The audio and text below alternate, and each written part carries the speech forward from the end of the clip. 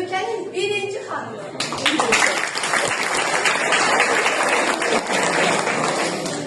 Dünyanın en mehriban hanımı. Ben hem de anayam, neneyem. Ölkəmizdə olan bütün uşaqları çox sevirəm. Onların gözəl məktəbləri olsun istəyirəm. Mən istəyirəm, heç bir uşaq xəstələnməsin. Mən arzu edirəm, hər bir uşaq savadlı olsun. Mən bilirəm ki, hər birimizin qəlbində yaşayan arzu bütün Azərbaycanlıların müqəddəs arzusudur.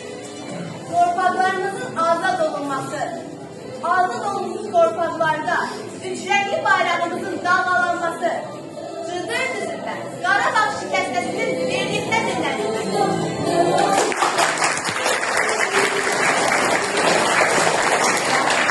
Biz buna nail olduk. Prezidentimizin qətiyyətli siyasəti və Allahın köməkliyi ilə nail olduk.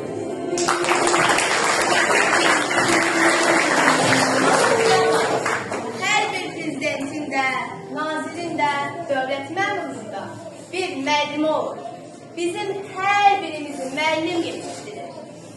Əziz uşaqlar, mən də bilirəm ki, siz müəllimlərinizi çox sevirsiniz. Yəni sevdiyimizi müəllimlərə alqışlarla verin.